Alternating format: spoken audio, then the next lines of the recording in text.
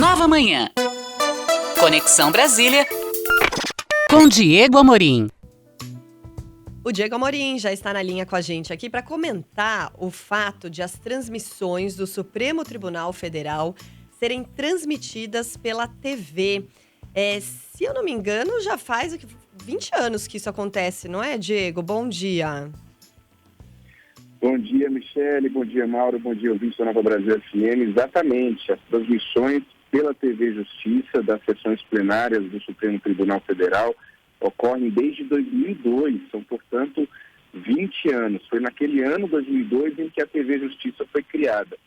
E para a minha coluna de hoje, eu consegui encontrar, vasculhando minhas anotações jornalísticas do ano de 2008, quando a gente tinha acabado de sair, ali estava ainda em meio ao julgamento do mensalão lá no Supremo Tribunal Federal. Eu consegui encontrar anotações exclusivas que nunca foram publicadas. À época eu trabalhava com o jornalista Ricardo Noblar e por algum motivo isso não acabou sendo publicado. Esse assunto é tão atual que eu relendo essas anotações e disse o seguinte: não, vou levar isso para o Nova Manhã, para o nosso ouvinte do Nova Brasil, porque é muito interessante. Desde aquela época, 2008, nós estamos falando, havia uma polêmica e uma divisão entre os ministros do Supremo sobre se eram favoráveis ou contrários a essas transmissões ao vivo das sessões plenárias, das sessões dos julgamentos, né? Eu digo plenárias porque nós estamos falando das sessões do plenário do Supremo Tribunal Federal. As sessões das turmas, são 2 turmas, a primeira e a segunda turma, essas sessões não são transmitidas. E naquela época, Ellen Grace era presidente do Supremo Tribunal Federal e eu peguei ela no corredor ali do Supremo e perguntei a ela: ministra, o que você pensa sobre essa coisa toda dos ministros estarem virando celebridades? Porque foi exatamente isso que a TV Justiça, ao passar a transmitir as sessões, fez com os ministros. Antes disso, ninguém sabia quem era ministro do Supremo Tribunal Federal. São 11 ministros. Ninguém, o cidadão comum, o brasileiro médio, como se costuma chamar, né? Aquele que não acompanha ali o noticiário jurídico, ninguém fazia ideia de quem era um desses 11 ministros do Supremo. Hoje não. Hoje, que eu digo desde aquela época, né? Eles andam nas ruas e eles têm fãs, eles têm haters, né? Eles dão autógrafos, eles tiram fotos, eles passaram a ter uma vida não apenas de pessoa pública, mas em alguns casos até mesmo uma vida de celebridade. A Ellen Grace me respondeu o seguinte à época: não há no mundo inteiro nenhuma Corte Suprema que delibere em sessões transmitidas ao vivo pela televisão. O Marco Aurélio Mello, que também era ministro à época, hoje não é mais, aposentado, foi o grande incentivador dessas transmissões das sessões pela TV Justiça. À época ele me disse: a eficiência do setor público depende da publicidade. E ora, a sessão é pública. Se há alguma coisa que não deve ser dita, a pessoa tem que se policiar. E aí eu me lembro de ter perguntado a ele se ele se importa muito com a questão da imagem, né? Já que a TV faz isso, né? Faz você se preocupar não apenas com o conteúdo que você está falando, mas também com a sua postura, toda uma questão ali teatral, de cenário. Ele me respondeu: claro que há essa preocupação, nós somos homens. Até brincaram um dia aqui dizendo que as gravatas melhoraram muito, disse o Marco Aurélio Mello. O Celso de Mello, que também não é mais ministro, me disse o seguinte: há uma absoluta fidelidade à determinação constitucional que diz que os atos do Estado devem ser expostos à luz do sol. E o julgamento é um ato estatal. Mais do que um dever do poder público, as transmissões são um direito do cidadão, disse o Celso de Mello, que à época, em 2008, já era o decano, ou seja, o mais antigo do Supremo Tribunal Federal. Já o ex-ministro Eros Grau, não sei se o nosso ouvinte se recorda dele, ele é totalmente contra as transmissões. Ele me disse: isso não é transparência, é exibição. Eu não quero ser ator, quero ser juiz. Eu nunca votei para a televisão, não tenho motivação alguma para isso. Mas pode ser que alguém aqui tenha, alfinetou o Eros Grau naquela época. Caminhando para o fim, Carlos Aires Brito também era ministro do Supremo Tribunal Federal. Ele me disse o seguinte sobre esse assunto naquela época: o meu modo de falar sempre foi esse. Quando chego ao plenário, eu abstraio as câmeras. O trabalho é muito mais importante. Joaquim Barbosa, que ficou esse sim famosérrimo ali durante o julgamento do Mensalão, ele que era o relator de todas aquelas ações, ele me disse, é evidente que no começo era uma novidade, mas falo por mim, agora já acostumei. Nas grandes cortes, a deliberação é tomada sigilosamente. Em cortes europeias, nem se identifica o voto de cada ministro, eu não sabia disso. É assim para preservar a integridade do juiz, para preservá-lo de ameaças e pressões. São as contradições da sociedade que estão por trás dos bate-bocas na televisão.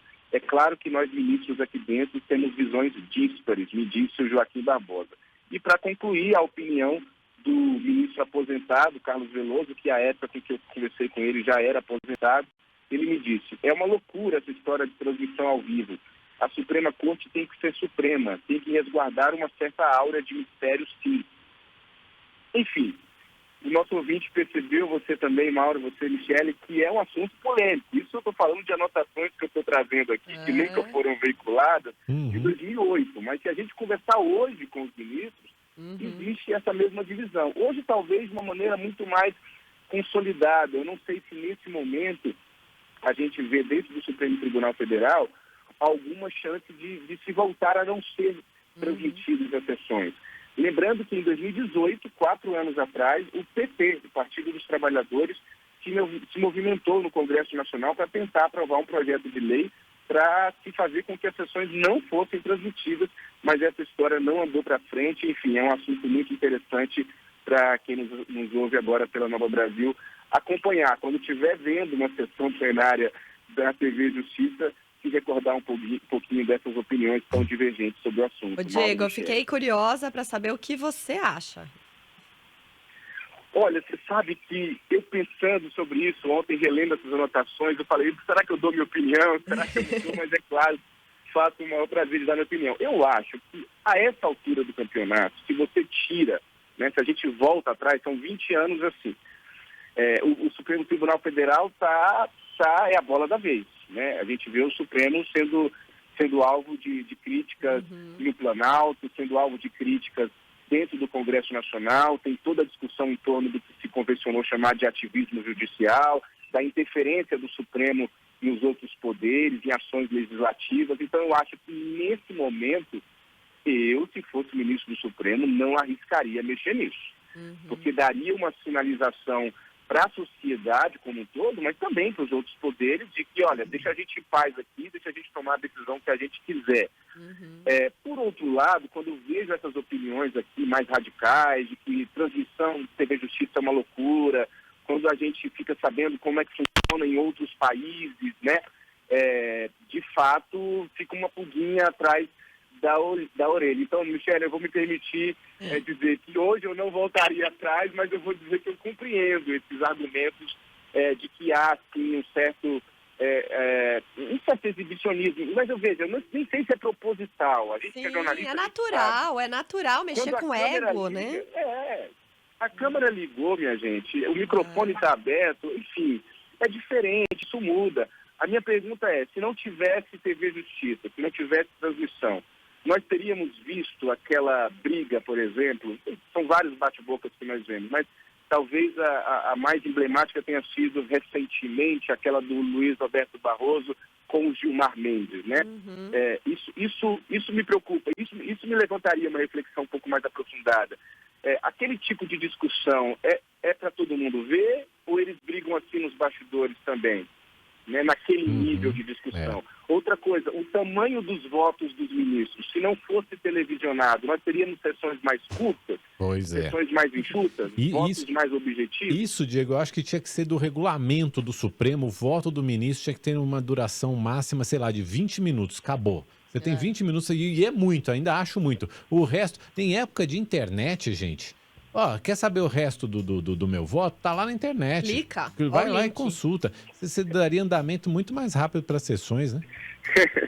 Sensacional. Ministro Luiz Fux, consulte o Mauro Tagliaferri para ser seu consultor nessa questão aqui. Eu acho Vamos dar um media training, um training sessão. Acho que eu vou reduzir esses 20 para 10 minutos. Ó, meu voto é tal, os principais argumentos são esses, o teor completo tá lá na internet. É só colocar eles para fazer um estágio em rádio, que a gente tem que ter esse poder de resumo, né? Vou ligar para Rosa Weber. Aliás... Olha só. É Rosa Weber. Rosa Weber. Isso. Foi tão recente, eu falei de Luiz Fux.